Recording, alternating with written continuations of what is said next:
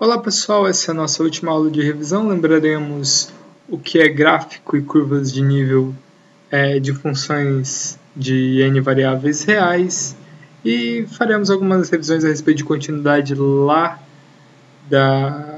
do cálculo 1 e como a gente vai estender esses conceitos para cá, para o cálculo de n variáveis.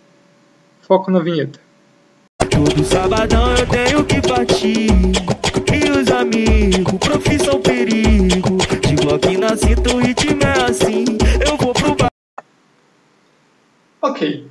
Então, relembrando que lá no curso de cálculo 1, a gente estudou funções, digamos uma função f que saía de um intervalo contido na reta e tomava valores reais. A gente começou estudando coisas básicas como o domínio, né, da f e alguns gráficos. E a gente partiu, o maior trecho de cálculo foi falar sobre regularidade, né, que tem como base a continuidade de uma função. Lá em cálculo, uma função f era contínua num ponto C quando o limite, né, de x se aproximando de C, tanto pela esquerda quanto pela direita da f, dava de fato a f avaliada no ponto C. Né? Não podia acontecer algo assim, por exemplo. A f de C valer esse ponto aqui. Agora em cálculo 2, a gente trabalha com funções de várias variáveis reais. Uma função que vai ter várias variáveis reais e vai me retornar um valor real. E isso é comum no dia a dia, em problemas, soluções. Dependendo do que a gente está modelando, por exemplo, a temperatura pode depender do espaço, no caso a gente está em R3, mas pode depender do tempo também, densidade de certas substâncias químicas, etc. Essas coisas podem depender de N variáveis, N possíveis variáveis. Né? Então agora, todas as ferramentas que a gente tem para funções de uma variável, a gente quer ver como que a gente consegue estender para funções de N variáveis reais. Bom, então vamos começar por onde a gente começou lá em cálculo 1. Vamos começar falando de domínio dessas funções. Então, esse aqui eu acho que é o capítulo 8 do livro. A gente precisa dar um pequeno pulo antes no capítulo 6, que é os espaços Rn.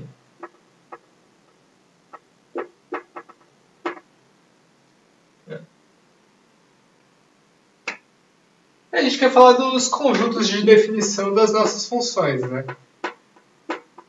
Então, o Rn são os pontos em Rn com cada entrada pertencente aos reais, né?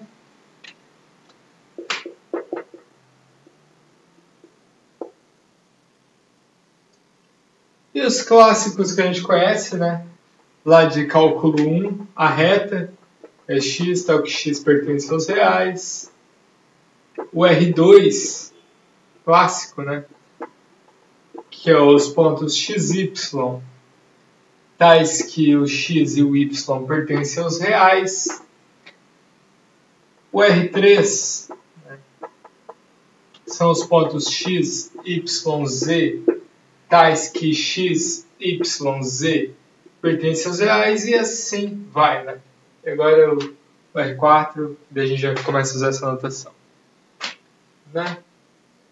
Então, em R a gente tem a reta real, em R2 o plano cartesiano, em R3 a gente tem o plano tridimensional, né?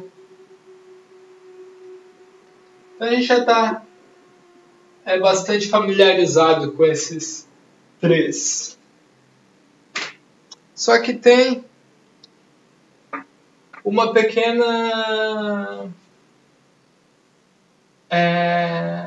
diferença. A gente tem mais informações para R2.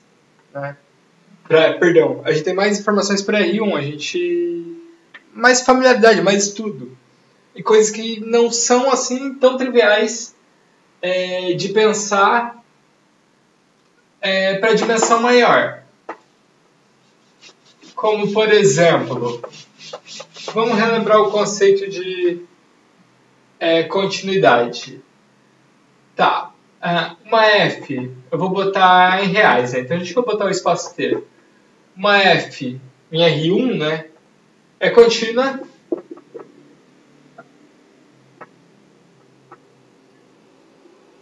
Vou botar num ponto C. Isso aqui é equivalente a dizer que o limite de x tendendo a C da f de x é f avaliado em C. Então, se eu quero avaliar a continuidade da minha função, ela tem que ser num ponto do domínio. Mesmo eu estando aplicando o limite. O limite não analiso em C, porém eu estou próximo a C, mas C é ponto do domínio. Né? Porque eu estou avaliando a f em C. Ok. Bom, por sua vez, dizer que limite de f de x, quando x tende a C, é f de C, é dizer que, dado epsilon maior que zero, existe um delta maior que zero, de modo que o x menos C menor que o delta, vamos botar aqui, tá bom, implica que o f de x menos o f de C é menor que esse epsilon. Tá, vamos desenhar essa definição. Por exemplo, aqui está o C, aqui está o f de C.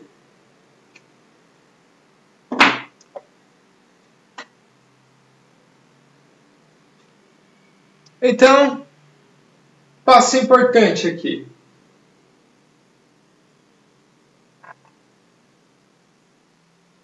O que, dado epsilon maior que zero. Então, aqui tem o dado epsilon maior que zero. E ele foi usado aqui, f de x menos f de C menor que epsilon. F de x menos f de C menor que epsilon. Tá, o que significa isso aqui que está escrito em vermelho? Significa que menos epsilon é menor que f de x menos f de C menor que epsilon.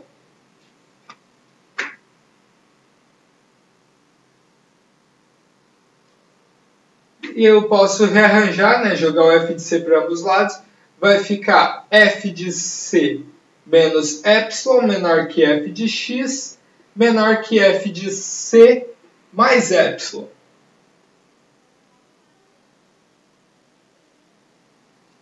Então, olha só.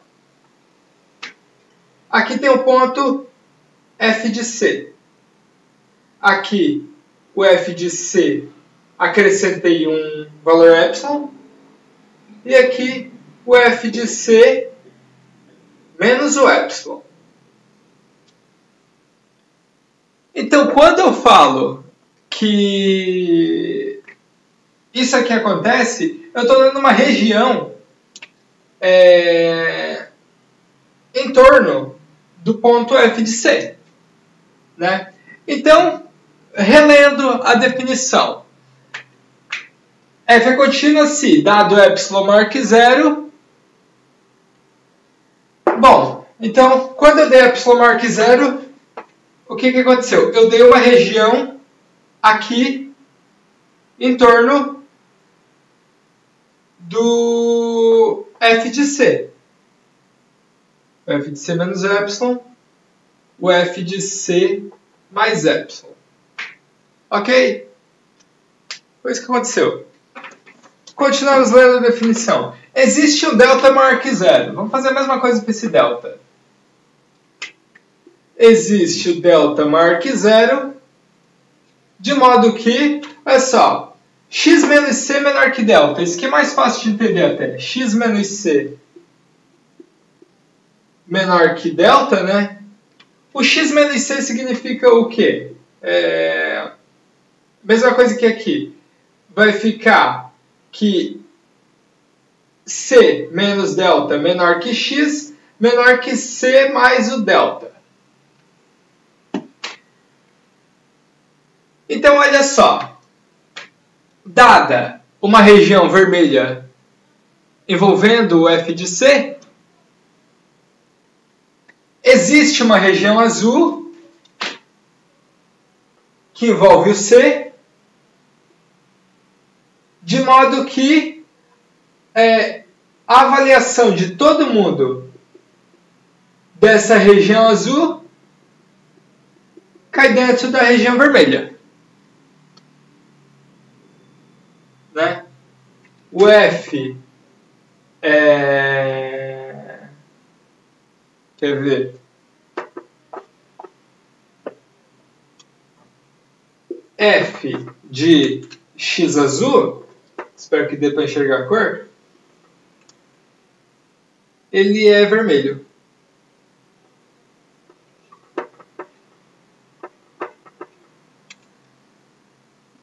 Ok?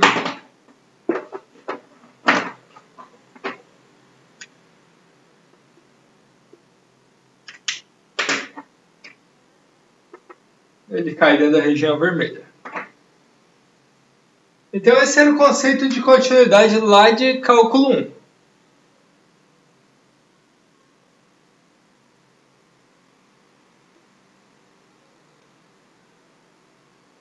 Porém, teve um cara que teve papel fundamental nessa história, que foi a função módulo, né?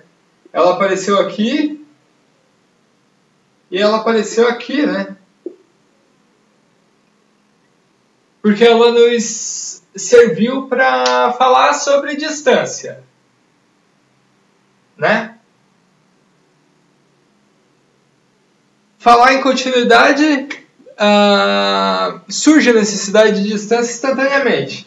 Falar que f é contínua em C é dizer que, dada uma região que contém a f de C, existe uma região que contém C, tal que a imagem dessa região que contém C está dentro dessa região que contém f de C. Né? F de azul é vermelho. Né? Basicamente, essa é a definição de continuidade. Isso é para cada epsilon maior que zero que a gente der. Conforme eu vou pegando o epsilon extremamente pequeno, isso continua funcionando independente da escolha do epsilon. Sempre é possível, dado o epsilon, sempre é possível obter delta. O que está dizendo com isso é, dado qualquer região, por menor que seja, eu consigo uma outra região aqui, por menor que seja, que a imagem cai lá. É só isso. Porém, quando eu falo de região, eu estou falando necessariamente de distância. O que é uma região que contém C? São os pontos. Olha, como é que eu leio isso aqui? X menos C menor que delta. São os pontos que não excedem delta de distância de C. São os pontos X. Tal que a diferença dele para C, em magnitude, né, o tamanhinho dessa diferença, é menor que delta. É esse intervalinho aqui, ó. É o intervalinho centrado em x, de C, perdão, de C menos delta até o C mais delta. Ok? Então essa é a definição de continuidade e a gente necessita diretamente da noção de distância. Então, eu quero migrar agora para funções de Rn, né, para R. O que é dizer essa quantidade? Como é que eu estendo essa definição? Esse é o problema que a gente quer trabalhar. Então eu preciso falar de distância, essa é a primeira coisa que a gente vai comentar.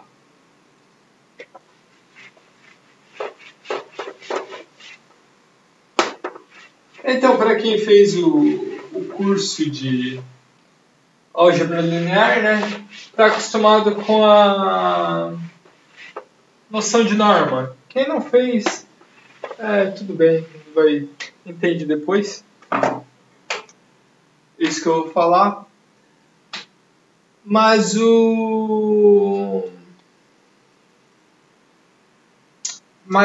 basicamente o que a gente vai usar são os conhecimentos de geometria analítica, norma euclidiana. É nada muito sofisticado. Porém, qualquer norma que a gente aprende em álgebra linear num conjunto Rn vai funcionar nesse ambiente também. Tá, então, deixa eu esclarecer o que eu estou falando, né? Bom, fixamos o caso R2.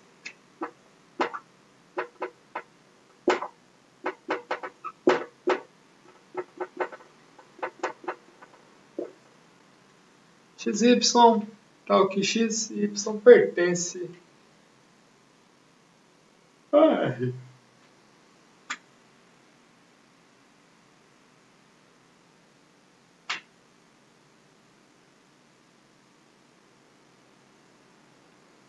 A gente define a norma euclidiana, né, do xy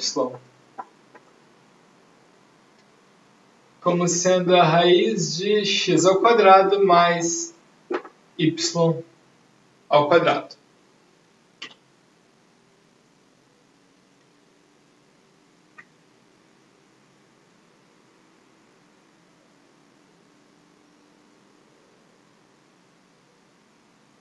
Bom, a gente viu que o x menos c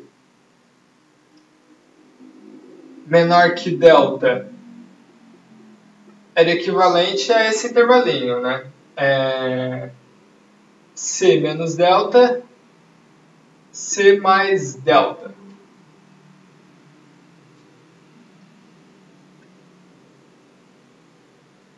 Bom, agora o x y menos, vamos botar um ponto x0, y0 de R2 em norma menor que um delta, tem uma extensão quase que natural para isso daqui. Se eu pensar que isso aqui é a minha bola numa reta, né? O que é uma bola no conjunto dos números reais? É um intervalo, né? Intervalo centrado num ponto. Então tá, isso aqui é equivalente a escrever raiz de x menos x0 ao quadrado mais y menos y0 ao quadrado, né, menor que delta. Então isso aqui menor que esse, abrir a definição, né, isso aqui é x menos x0, y menos y0.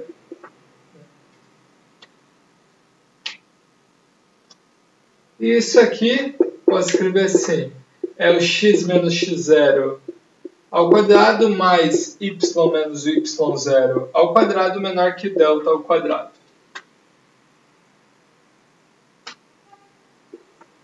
Então, vamos tomar aqui o ponto x0, y0. Isso que está escrito aqui é um disco aberto, né, centrado em x0, y0 de raio delta.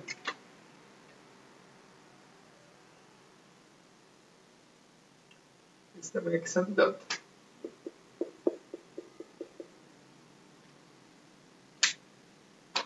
Ok? Então é uma extensão bastante natural, né? Quando eu quero falar desse cara aqui em dimensão maior, por exemplo, em R2, eu estou falando de um disco, né? Um círculo aberto.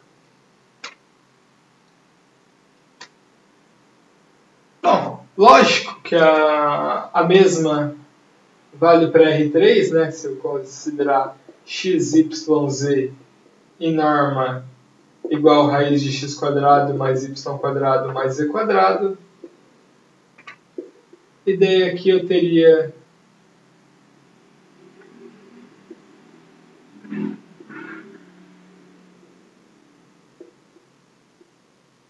um ponto x0, y0, z0 e a bola centrada, né? Esse aqui, o equivalente a isso aqui seria uma esfera preenchida, né? De raio delta. Então, quando eu for querer falar de continuidade de funções de n variáveis, isso aqui vai me surgir. Eu vou precisar falar de distância em Rn, eu vou precisar falar de uma região pequena envolvendo um ponto. Se eu estou em R2, eu estou falando de um disco. Se eu estou em R3, de uma esfera preenchida. Se eu estou em R, a gente já sabe, é um intervalinho, contendo ponto. Colocar.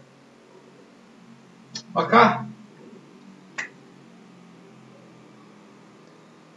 bom.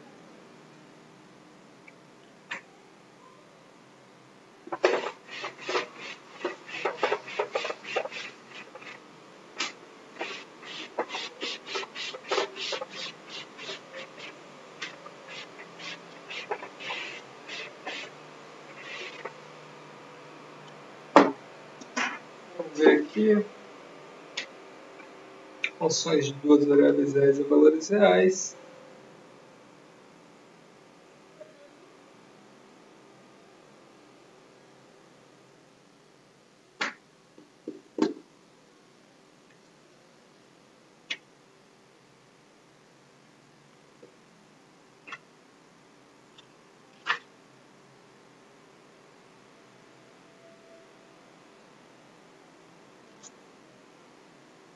Então vamos ver exemplos de funções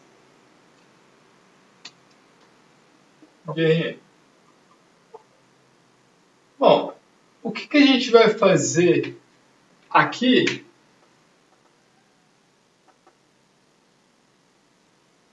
durante a matéria vai ser estudar uma f, basicamente durante a maior parte da matéria, estudar uma f que sai do domínio da f contida em R2. Né? A gente está particularizando o Rn para n igual a 2. O que a gente faz aqui, a gente consegue estender com bastante tranquilidade para Rn em geral. Ok? Então, o caso real, né, o caso de R1, que a gente estudou lá em cálculo 1, a gente tem várias informações em particulares que a gente não consegue trazer para cá. Porém, aqui em Rn, o que costuma funcionar para n maior ou igual a 2 costuma funcionar para n igual a 2, costuma funcionar para n maior ou igual a 2 de maneira equivalente. Tá. Represente geometricamente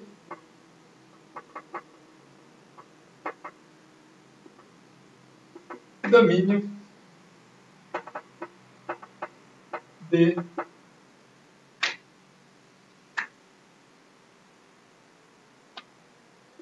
f de xy igual a raiz de x menos y menos x, perdão, vou fazer igual que está no livro, y menos x menos raiz de 1 menos y.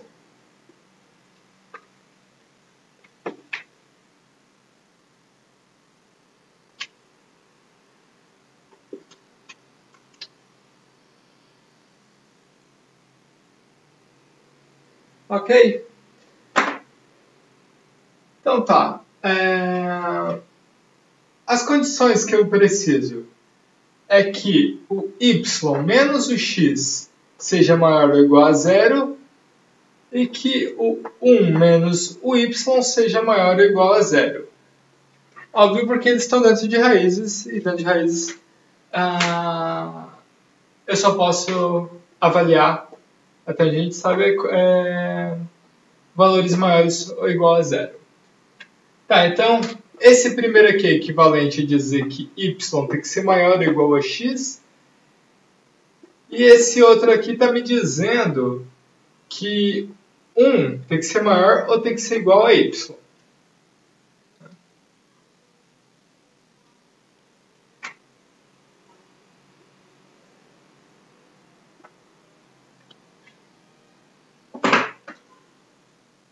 Então aqui é fácil, y maior ou igual a x.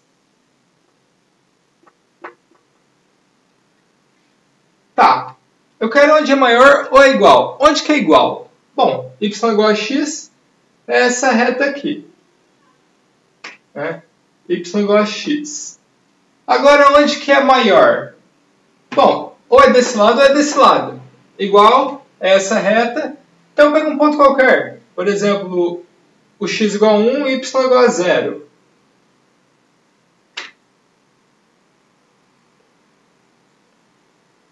Aqui eu tenho que o 0, que é o que está no x, é o que está no y, ele é menor que o 1, que é o que está no x.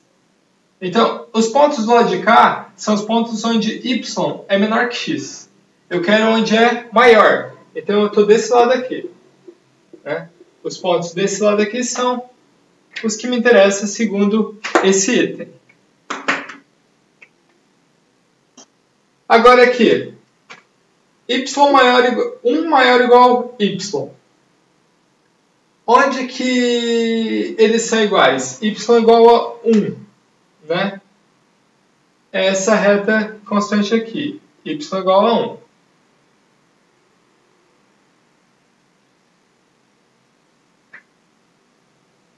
É mais fácil, né? Nem preciso dessa firula.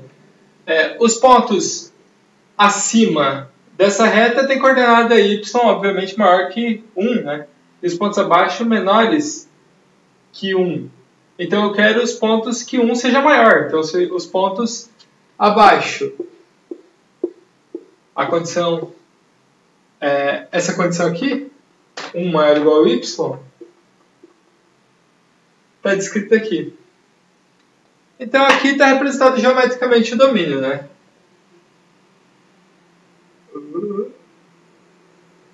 Essa galera toda aqui. Ok? Se quiser deixar bem bonito.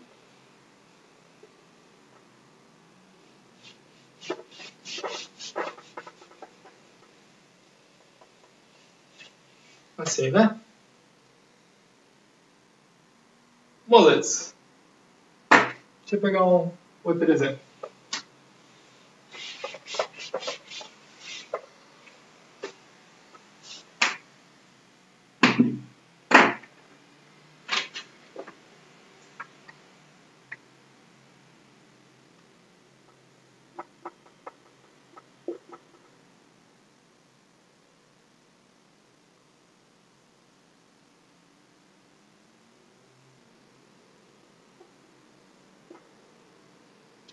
Here.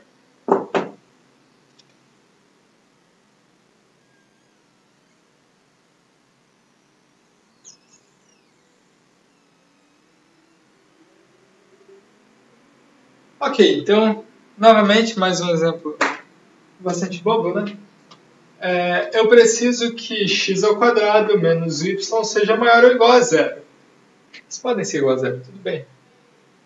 Isso aqui é equivalente a dizer que o x ao quadrado é maior ou igual a y, né?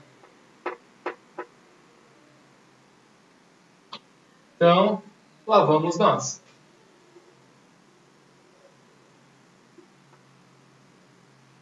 Onde que é igual, né? y igual a x quadrado. Bom, essa reta aqui. Essa parábola aqui. Y igual a x quadrado. Então agora, será que é dentro ou fora? Eu tenho essa condição aqui. Eu pego um ponto qualquer. Pego aqui. 1 e 0. Eu elevo ao quadrado, né? Então eu vou ter 1 ao quadrado é maior ou igual a 0, né? Que é o x ao quadrado maior ou igual a coordenada do y. Então eu peguei um ponto de fora e está satisfazendo isso aqui. Então são os caras de fora que me interessam.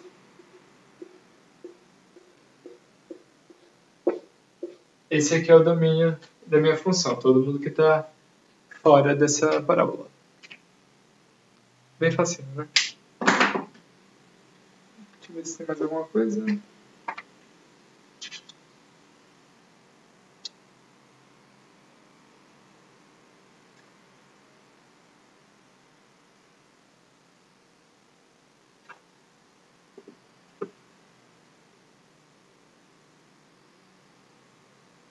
Tá, então aqui, para as definições precisas, vocês leiam na bibliografia.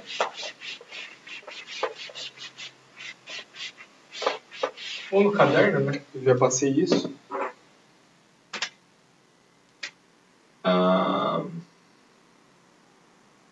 Eu estou na minha F com domínio em R2 para R, né? O gráfico da minha F é um conjunto em R3, né? São os pontos x, y, z, tais que o que acontece? O x, y, ele pertence ao domínio da função e o z é a imagem desse cara.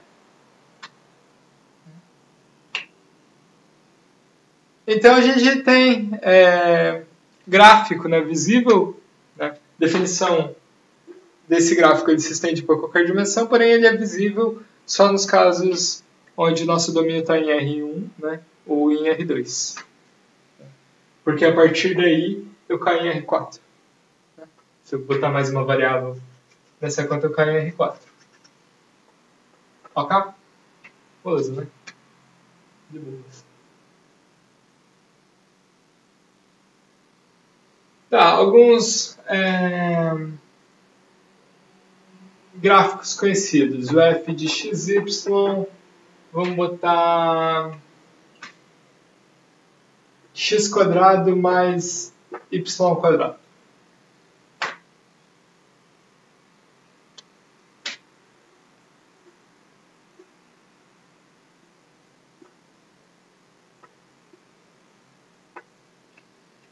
XYZ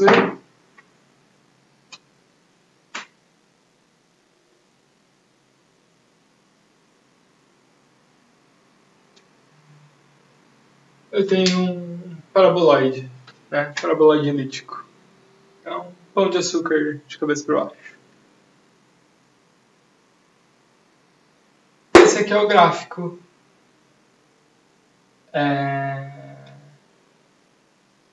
dessa minha função f. Cada ponto desse paraboloide ele é um ponto x, y, né? E a imagem, né? X quadrado mais y quadrado, o z.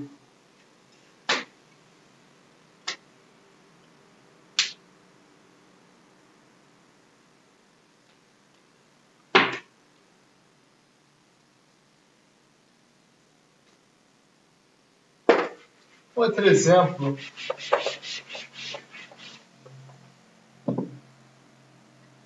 que de conhecimento comum é botar assim 2x mais y. A função linear, né? É fácil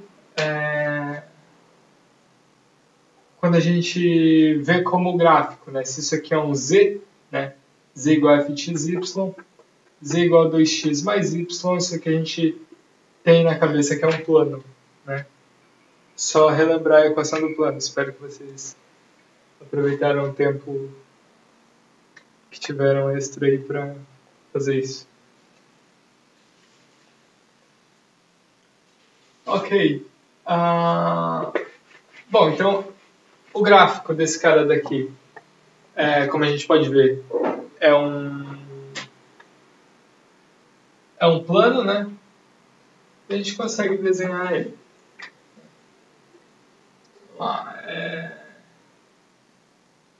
Se y igual a 0, eu tenho 2x aqui. Isso aqui é um plano passando na origem, mais ou menos assim, né? Ele passa na origem. E acreditem se quiser, essa reta aqui, essa reta, ela está no plano XZ. Ela está contida nesse plano. Forcem aí. E a reta z igual a y, né? Que está no plano YZ, também está contida nesse plano. Uma luzinha.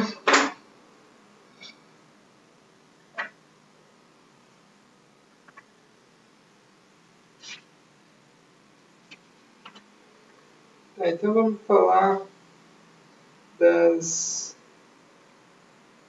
curvas de nível de uma função, que é algo que nos ajuda a entender um pouco mais o gráfico também.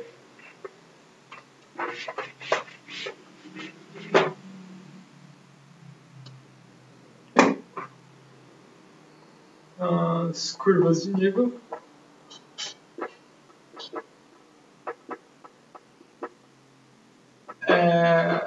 Bom, as curvas de nível, elas estão... vou colocar aqui de C. Curva de nível dependendo do ponto C.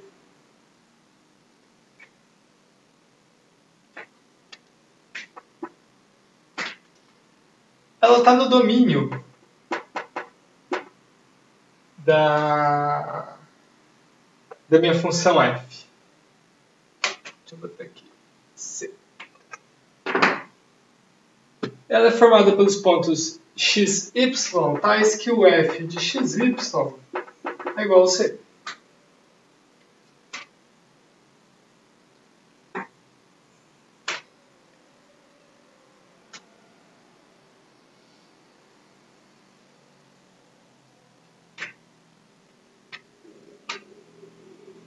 Por exemplo, a f de xy igual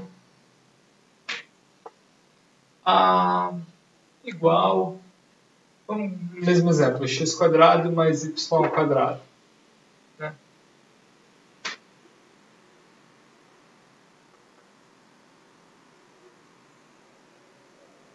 Esse aqui é o gráfico.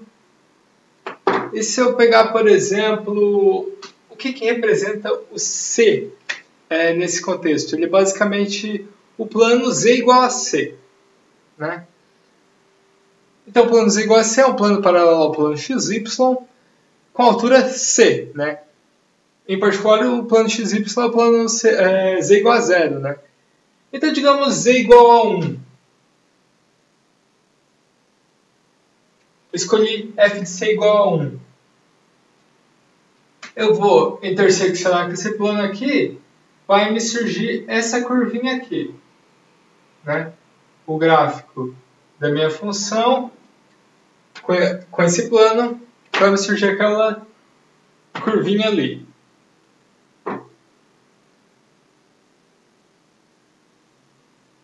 Então eu quero saber, deixa eu espelhar essa curva para o meu domínio. Eu quero saber quem são esses pontos onde eu avalio a minha função f de xy, eu quero saber quem são esses pontos xy, tais que o f de xy é igual a 1, que é o caso aqui. Todo mundo que eu pego aqui, eu caio nesse cara e a f desse cara vale 1, né? Então, porque ela está contida do plano. Bom, é só... Isso aqui é equivalente a dizer que x² mais y² é igual a 1. Então, minha curva de nível dessa função referente a c igual a 1 é uma circunferência de raio 1. Né?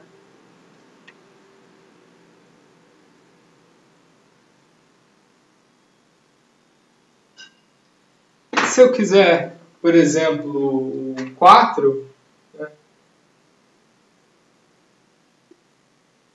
Digamos que eu fiz a mesma coisa agora para c igual a 4, eu teria o f de xy igual a 4, ou seja, x² mais y² igual a 4, então eu tenho uma circunferência de raio 2.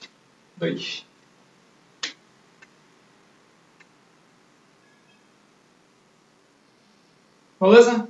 Bem tranquilo, né? Imagino que vocês estejam afiados nisso ainda.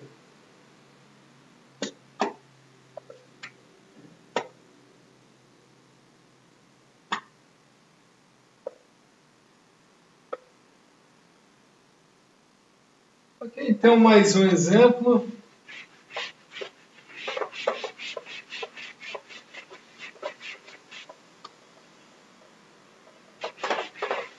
Só para relembrar o último gráfico que a gente fez em sala de aula.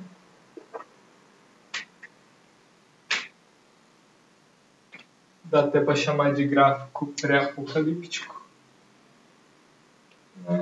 Se a gente considerar o f de xy igual a 1 sobre x² mais y².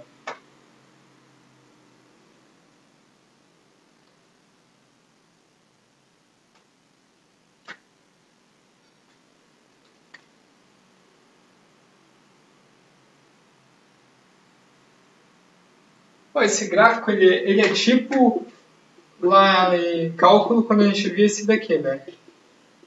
f de x igual a 1 sobre x², que tinha esse comportamento aqui. Né? Tendia a 0 e fazia assim. E explodia, ia para o infinito em 0.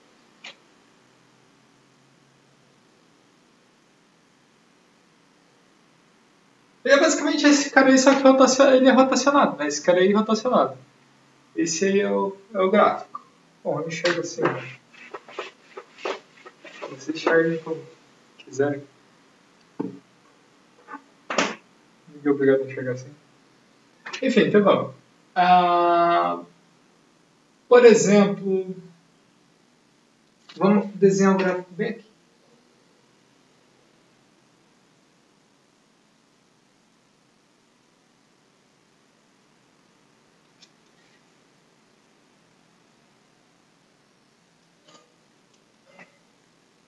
Bom, então analisando as curvas de nível desse meu gráfico. Se eu colocar c igual a 1, por exemplo, deixa eu pegar a cor aqui. Se eu colocar c igual a 1,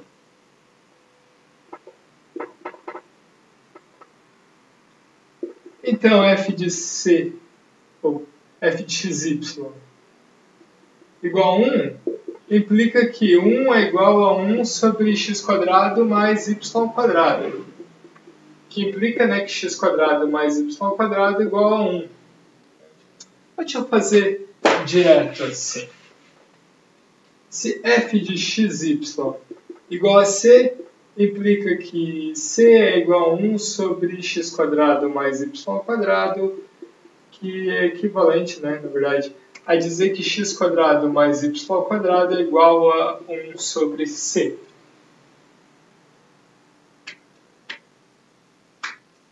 Então, se c é igual a 1, eu tenho que o f de xy é igual a 1. Né? Então, se eu estou no plano z igual a 1, eu tenho que o x² mais y² igual a 1. 1 sobre c, né? 1. Então, aqui no plano z igual a 1, nessa altura, eu tenho a circunferência de raio 1. Se c igual a 2, digamos, então eu vou ter que o x² mais y² é igual a 1 meio. Né?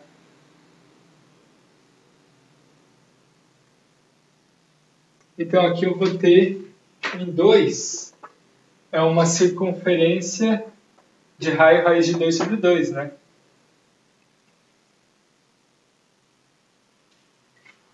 Se eu pegar c igual a 3, então eu vou ter x² mais y² igual a 1/3, né?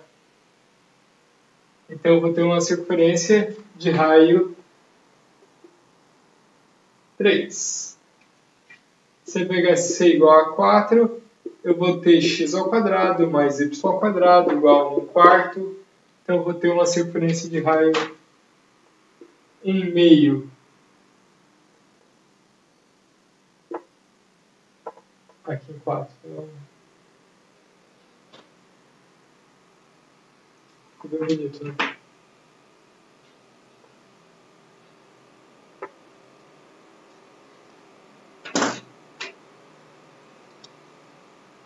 Bom, eu posso diminuir esse c aqui também. Se eu botar c igual a 1 meio, então eu vou ter, na verdade, x² mais y² igual a 2, né? Então, se eu estou aqui em 1 meio, eu vou ter uma circunferência de raiz de 2. Né? Se eu botar c igual a 1 sobre 100, né? Então eu vou ter x² mais y² igual a 100, né? 10². Então eu vou ter aqui, em 1 sobre 100, uma circunferência de raio 10.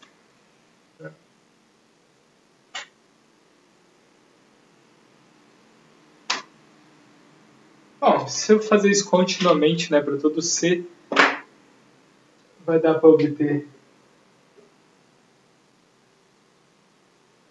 o gráfico dessa função.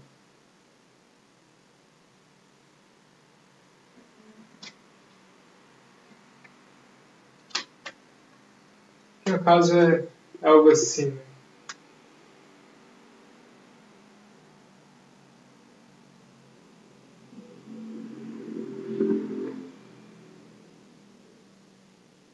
Espero que esteja dando para enxergar.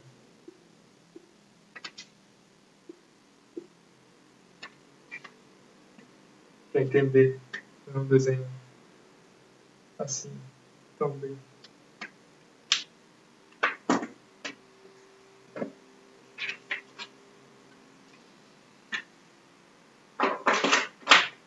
Ok, deixa eu ver mais alguma coisa.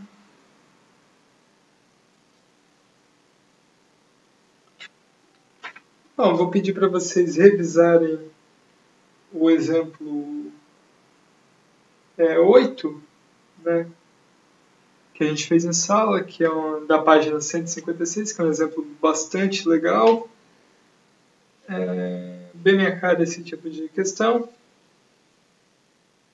E façam os exercícios. Ok? Próxima aula, em teoria ainda seria revisão, mas eu vou começar o limite de continuidade, né, capítulo 9, basicamente do zero, porque entrou uma turma nova junto à nossa, e eu não sei de onde eles pararam, então limite de continuidade, na verdade, boa parte da turma faltou quando eu dei essa aula no final de semana, que foi inclusive antes de